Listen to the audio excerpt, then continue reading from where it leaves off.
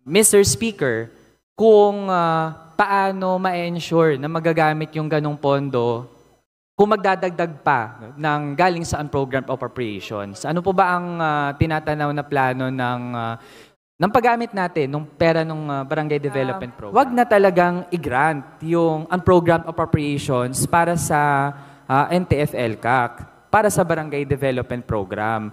Kung sa case po ng Office of the Vice President na dahil nakita natin, nag-try na mag-provide ng diverse na mga services, pero sa totoo hindi nag-live up doon sa expectations, kaya mainam pa, hindi na yung OVP yung mag-identify ng mga beneficiaries. Napaka-swerte naman ng ating mga estudyante na mayroong isang Congressman Raul Manuel na talagang ipinaglalaban talaga ang mga karapatan at mga concerns nila.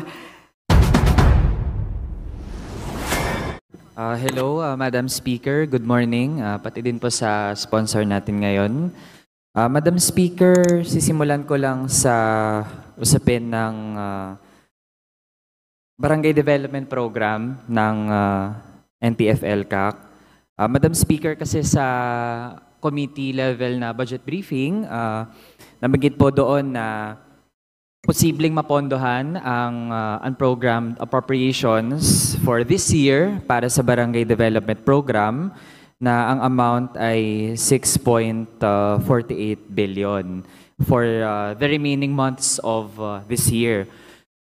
Madam Speaker, I would like to confirm kung ganito pa rin po ba ang standing na direction. Ibig sabihin po ba, maliban kasi doon sa programmed appropriations for the Barangay Development Program na 2.16 billion, ay posibleng dumagdag itong actually mas malaki na unprogrammed appropriations na 6.48 billion.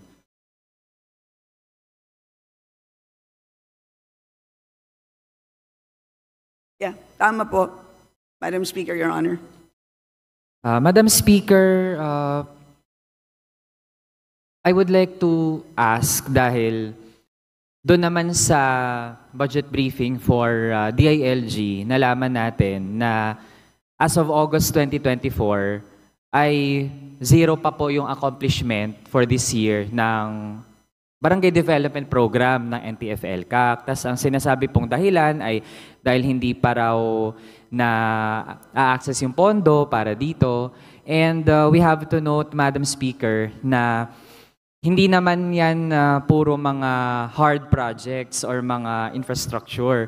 Bahagi nung ginagamit ng Barangay Development Program to continue justifying its existence ay yung mga scholarships di umano or yung mga burial assistance, medical assistance na hindi naman supposedly nagtitake ng maraming buwan para maipamahagi.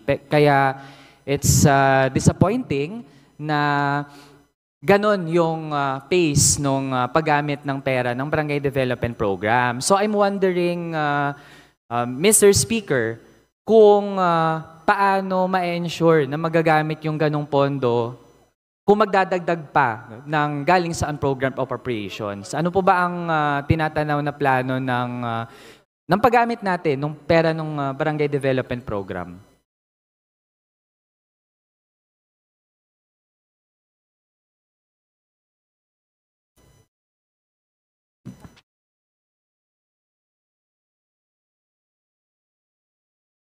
So, sa ngayon, Madam Speaker, ang concern po natin is para sa taong 2024, tama po ba? So, sa ngayon ay 98.96% released na ang 2.14 billion, pero ang fund utilization ay mababa pa so far, no?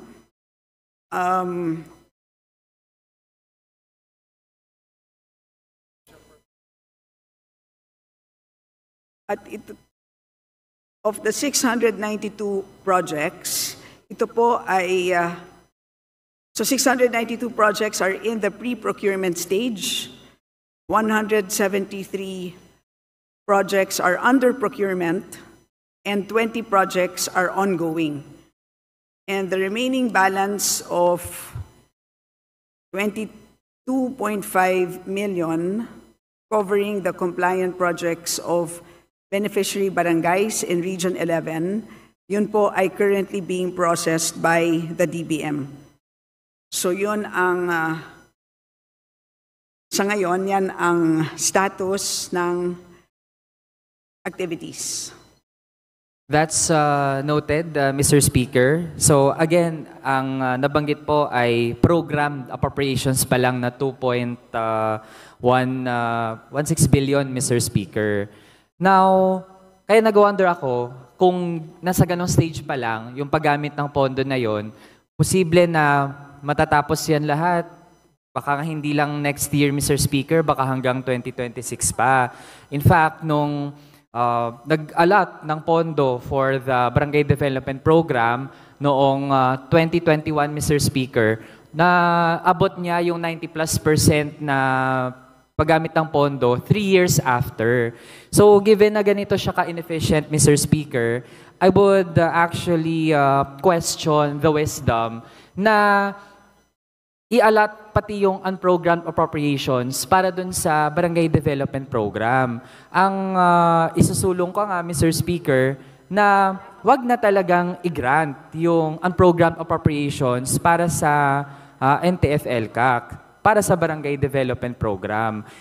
Now, Mr. Speaker, kung titindig po ang current government natin na i-grant pati yung unprogrammed appropriations, ano na yung na-identify na mga potential fund sources? Kasi 'di ba ang pangpondo natin sa UA ay mga excess revenues galing sa mga GOCC sa Limbawa. So meron na po ba tayong na-identify saan kukunin ang 6.48 billion? Tama po ang observation ng ating kagalang-galang Congressman Raul Manuel na medyo may kabagalan nga ang kanilang pag-implement. And true enough, kahit na ito ay included sa unprogrammed appropriations, ay kailanman ay hindi naman po nare-release ang mga unprogrammed appropriations na yan. And obviously, for the reasons that you cited, hindi naman nai-implement on time. And ang pag-release naman, ang trigger naman po ng pag-release ng unprogrammed appropriations is agency request. At dahil hindi natatapos ang kanilang programa for the year, hindi nagkakaroon ng subsequent na agency request, Mr. Speaker, Your Honor.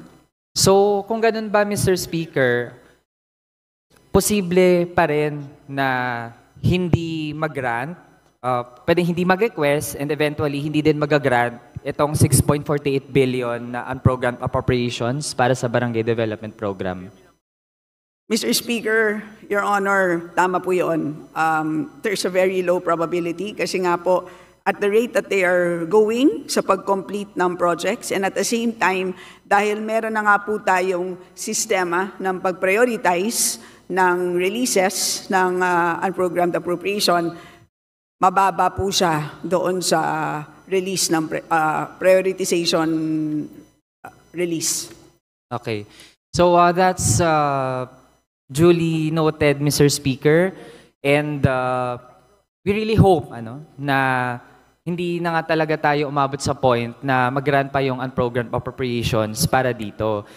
We are concerned, Mr. Speaker, kasi lalo na nga ang chairperson nitong task force ay mismo ang nakaupong Pangulo. And as of August 5, 2024, doon sa DBCC budget briefing, ay nabanggit po na kumbaga meron pa rin intention yung nakaupong Pangulo na hanapan ng pondo para mag-grant itong UA para sa Barangay Development Program. But given talaga yung performance niya, tingin natin hindi na deserve na mapondohan pa for this year itong UA niya. Mr. Speaker, so kung ganon, I would proceed doon sa nire-request naman na budget ng NTF-ELCAC for the Barangay Development Program. Kasi tingin talaga natin, Mr. Speaker, kung ganito na nga this year, sobrang unjustified pa ng gusto nito na almost 4 times na pagtaas doon sa programmed appropriations. For 2025, Mr. Speaker, ang nire-request ay 7.8 billion pesos, Mr. Speaker. We'd like to know for the record, ano po ang basis nitong amount? Is it an increase in the number of barangay beneficiaries, an increase in the amount to be allotted per barangay, or a combination of both or other factors, Mr. Speaker? So ang basis po ay 10 million each for the 780 cleared barangays, Mr. Speaker. Okay, so kung ganun, Mr. Speaker, kasi kung i-compare natin this year, magkano nga po yung allocation per barangay? 10 million, Mr. Speaker, Your Honor. Okay, so ibig sabihin, Mr. Speaker, this year, 10 million, tapos for next year, still 10 million pa rin. That is correct, Mr. Speaker, Your Honor. Okay. So kung ganun, Mr. Speaker, ang isusulong ko na rin ay dapat talaga hindi na nga muna pondohan din for 2025 itong Barangay Development Program. Lalo na, Mr. Speaker, nasa isang positive step na rin naman yung ginawa natin sa Committee of Appropriations, halimbawa kung sa case po ng Office of the Vice President, na dahil nakita natin, nag-try na mag-provide ng diverse na mga services, pero sa totoo hindi nag-live up doon sa expectations, kaya mainam pa, hindi na yung OVP yung mag-identify ng mga beneficiaries. Actually, Mr. Chair, Mr. Speaker, very similar yung ginagawa ng NTF-ELCAC. Totoong agencies pa rin yung nag-i-implement, pero yung nagtutukoy ng mga beneficiaries ay hindi yung mga ahensya mismo, Mr. Chair. Mr. Speaker, parang yun nangyayari, we have inefficient entities na dinadaan pa sa kanila yung pondo, tapos sa huli, hindi naman talaga fully na-utilize at hindi pa natin na-verify sino talaga yung nakakatanggap. And the inefficiencies and the fund rerouting that we have observed doon sa Office of the Vice President, ito din mismo yung nangyayari sa NTF-ELCAC. Kaya it's actually very timely, Mr. Speaker, na wag na rin nating ipagpatuloy yung ganong nangyayari sa NTF-ELCAC. Now, Mr. Speaker, dapat hindi na rin natin ipagpatuloy yung ganitong mga legasiya ng past administration. Dahil ang nag-create naman talaga nito in the first place is yung Duterte admin. Tapos kasi kung patuloy itong susuportahan ng kapulungan na ito, the pet project of the past admin can actually become like a living monster of the present administration. So yun yung ating konkretong sinusulong at sana naman talaga ay seriously ito na makonsider ng kapulungan when we finalize the budget for 2025. Now, for my next topic, Mr. Speaker, ito naman ay malapit sa ating mga estudyante. It is about the funding for our student council, student publications, and student organizations. So for context lang, Mr. Speaker, kasi ang nangyari when we had the free higher education program sa mga SUCs natin, ang nangyari po parang merong blanket na no collection policy. Pati po yung pag-aambaga ng mga estudyante for their own organizations, for their own activities and projects, ay pinagbabawal na rin. At ang default na expectation ngayon, Mr. Speaker, lahat ng activities ng students ay i-bill actually from the national government. Unlike po before na, di ba, we pay for our student council, student publication. If you hold, for example, an acquaintance party, pwede kayong mag-ambagan.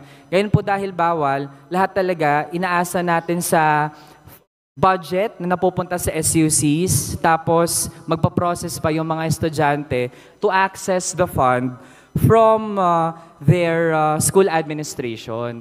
So maliban dun sa issue na parang lahat ay ina-expect natin na galing siya sa national government, pwede rin kapag merong mga school administrators na consciously talaga nanggigipit ng kanilang mga student councils and publications, ay hindi sila talaga nakaka-access ng pondo. So it's very restrictive compared dun sa flexibility na meron tayo before.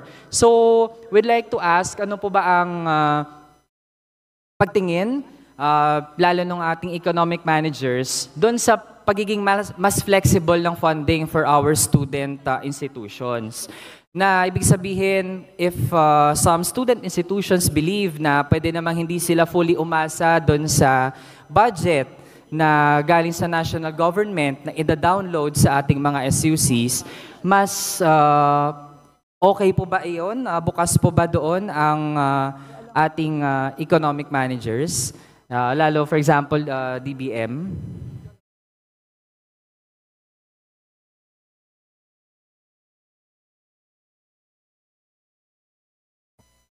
Mr. Speaker, Your Honor, well, una sa lahat, napakaswerte naman ng ating mga estudyante na mayroong isang Congressman Raul Manuel na talagang ipinaglalaban talaga ang mga karapatan at mga concerns nila. Magandang pag-isipan ito because very limiting talaga yung rule na yon eh. So nakikita ko rin ito sa amin, sa Marikina, at idinadaing din sa amin ng mga estudyante. So tingin ko that's a valid concern. Sabi sa akin ng mga economic managers, pwedeng pag-isipan at baka pwedeng, kung gusto ninyo mag-propose ng special provision, ay ito ay pag-aaralan natin. Mr. Yes. Speaker, Your Honor. Thank you, Mr. Speaker. I'd like to cite one example. No? Meron tayong isang state university kung saan, dahil mas nakita ng kanilang student government na they prefer na makapag-collect pa rin from their own students, tapos hindi naman siya parang ini-impose pero democratically agreed upon ng kanilang mga estudyante na makapag-ambagan sila for the funds of their student government. So what they did ay nagkaroon ng decision yung kanilang Board of Regents na wag nang i-bill yung fee ng student government doon sa free higher education program. So kapag ganun, ibig sabihin, mababawasan pa yung fund na parang ina-expect na SUC na dapat ma-provide sa kanila ng DBM. So on the part of DBM, baka mas okay kayo doon, makakatipid pa kayo doon. Tapos sa part naman ng student government, ayun, hawak na agad nila yung funds and they can provide for the services na dapat i-render nila sa kanilang mga kapwa-estudyante. So I think that can render, again, flexibility for all of us here. And kung meron namang mga activities na hindi na necessary na iasa pa doon sa funding from the national government at okay naman yung mga estudyante na mag-ambagan, then I think that can be a better way forward. So if I am to suggest for the record a possible draft of a special provision para manote po ng kapulungan na ito, it can be phrased this way, Mr. Speaker. Through a board resolution supported by an attached resolution of the Student Council Federation and the student publication, the State University or College, in coordination with the Student Council and publication, may opt not to include the Student Council fee and student publication fee or increases thereof in its proposed budget for the free higher education program allocation of the State University or College, and instead collect the student council fee and student publication fee or proposed increases thereof for the students during enrollment. So subject to style and of course consideration ay yun po for the record yung ating minumungkahi, Mr. Speaker. So hearing naman na pwede pong mapag-aralan, no? We hope na, and seriously, at open po tayo na makipag-dialogo sa DBM, particularly on this matter. Tingin natin ay workable naman ito, no? And para sa benefit po ng lahat ng mga panig. So with that, Mr. Speaker, I have no further questions and thank you po sa ating sponsor sa pagsagot sa ating mga tanong. Salamat po.